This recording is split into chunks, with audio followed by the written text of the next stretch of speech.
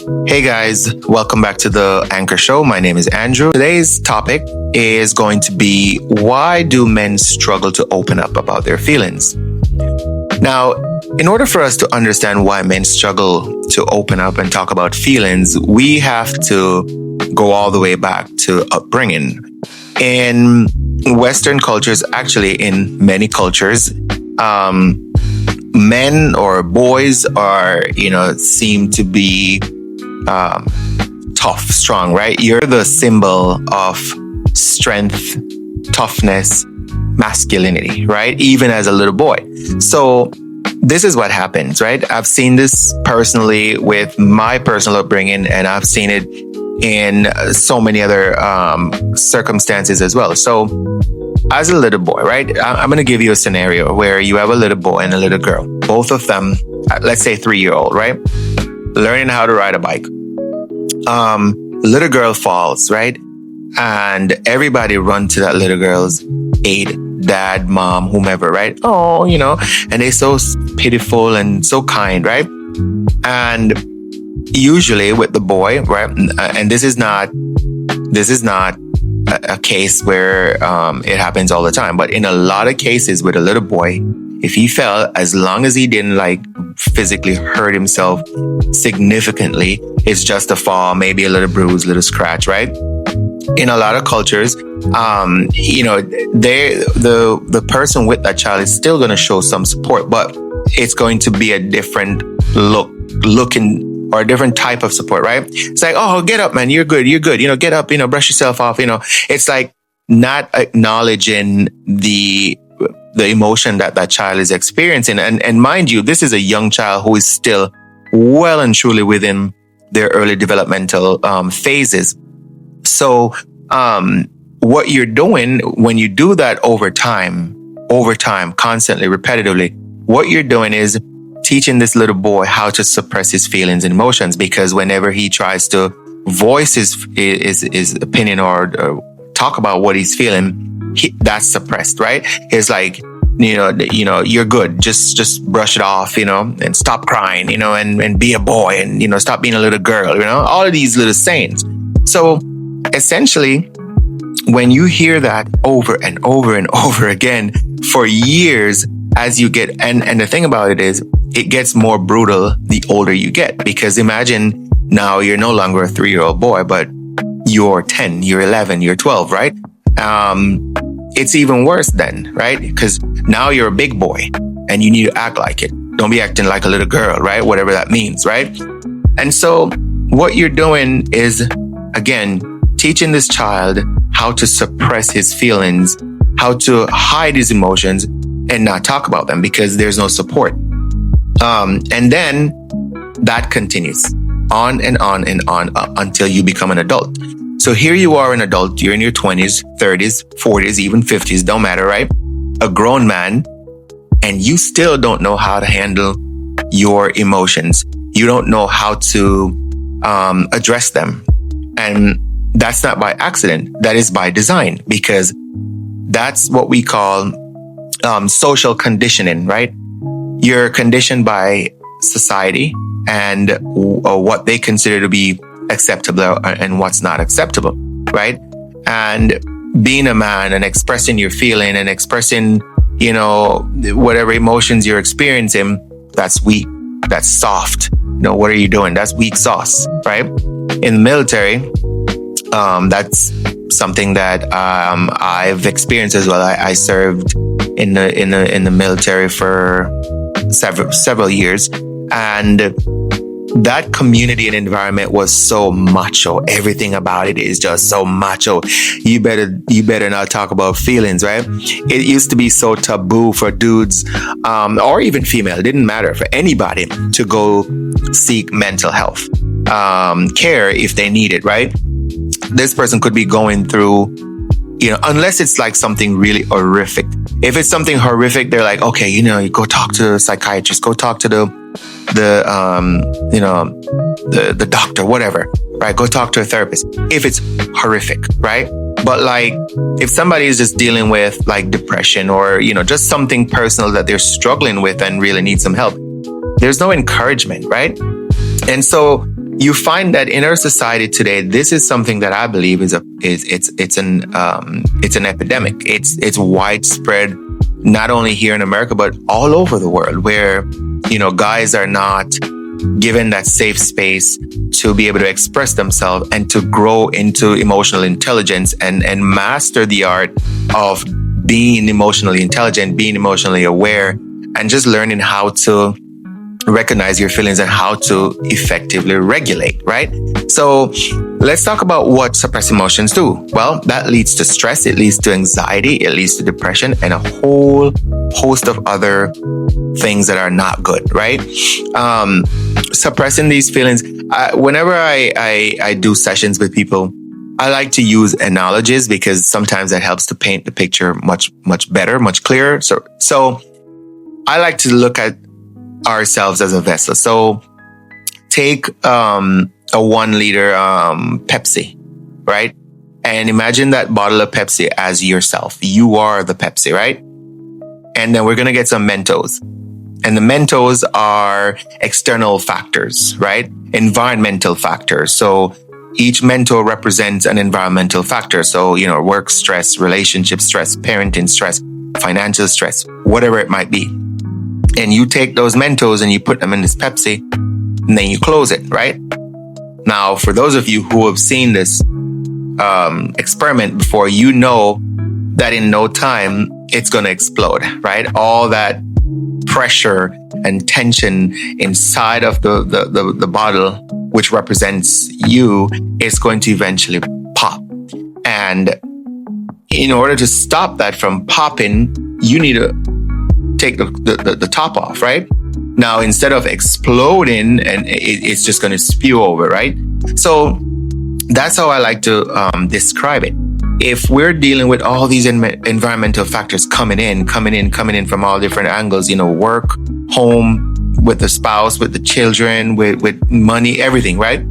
What do you think is going to happen eventually? We're going to pop, right? We're going to explode. And usually that's what happens. That's, in a lot of cases where you have people go out, and this is not to justify any bad action taken by any man, but a lot of times it's coming from somewhere, right? And so when you see people go out and they do all sorts of crazy stuff, a lot of that has to do with the lack of emotional intelligence and the lack of emotional regulation and the lack of awareness when it comes on to mental well-being, right? So that idea that one has to be so macho, you have to be so strong, you have to be so tough, and if you're not, you're weak, that's rubbish, right? I'm here to tell you that is absolute rubbish. In fact, it is your superpower when you're able to identify what you're dealing with, what you're facing, what you're feeling, and address it, right? You can address it in so many different ways. You can go see a therapist. If you got a mentor, you can go talk to your mentor. Got a pastor, you can go talk to your pastor. It's so many different ways in which one can address this issue. You can even self-help. We live in a time right now where information is right at our fingertip. Now, I wouldn't personally advise anybody who's dealing with any sort of mental illness or challenge to go to the internet and get help there. But at least, like when I say get help, like I've heard that there's a phenomenon right now where people are using ChatGPT as a therapist. You know what? What I say to that is, if it works for you, then good for you. But I personally wouldn't recommend that, right? So you can start with the internet, right? That's a place for information. You can start. You can go seek and find a therapist or somebody who specializes in mental well-being, right? And once you've been able to do that, that becomes your superpower. It's no longer your kryptonite. It's now your superpower, right? Because you can be thrust into any situation and you handle it like a pro, right? Healthy emotional expression improves relationship and mental well-being. Once you've learned how to identify these emotions, identify the cause of them, and then identify the best course of action to get through that emotion, and eventually over that emotion, you're winning. And that's what I'm here for, right? That's what this channel, The Anchor Show, is all about, is to is to not only do we talk about these issues, but eventually I'm going to show you with various techniques how you can work through these issues and get over them, get through, and then eventually get over them, and and be able to function better. When you are mentally aware, emotionally intelligent, emotionally mature, when you are all of these things, you are a better spouse, a better parent, a better sibling. You're a better everything, a better co-worker. You've become a better version of yourself, right? At the end of the day, we're all humans, and we all do experience different type of struggles and challenges that evoke different types of emotions in us. But what really matters and what separate those who succeed and from those who don't is how we handle those issues, right? You've seen some people who, for example, they sustain a loss. It could be anything, loved one, a friend, job, whatever. They sustain a loss, and it's as if it didn't faze them. And it's not that these people are not emotional. It's just that they know how to work through those emotions. They know how to get the help they need to help them work through this emotion. And then you have others where the same thing happened and it wrecks them. They become a complete train wreck, right? That's because they don't have that emotional and mental capacity to work through this issue and overcome it. So, that's the reason why, the baseline of why men don't want to open up. Another thing about that too is not just the precedence was set from childhood, right? But another critical piece of the puzzle is lack of safe space, right? I'm not going to come sit down and talk to somebody about my personal problems if I don't feel like this person, one, cares, and two, this person is actually going to listen intentionally, right? They're not just sitting there, but they're actually listening attentively to what I'm saying and be able to pass on some good advice, right? I'm not going to talk to, I wouldn't go talk to somebody like that if they're not going to, be the support that I'm looking for. So creating a safe space. And, as it relates to work environment and even in relationships, unfortunately, a lot of men struggle with finding that safe space to where they can go talk about their challenges and their problems and just get it out their system. Sometimes we just need to get it out our systems. Sometimes it's not about, you need to go see a therapist. Sometimes you just need to get it out your system. Just talk about it, get it out, be free of that situation. And sometimes a good advice or two will help to make you feel even better, right? So not having a safe space and, societal conditioning, all of those things, play a vital role in why we don't address the issues we need to address that will eventually help us to become a better version of ourselves. So,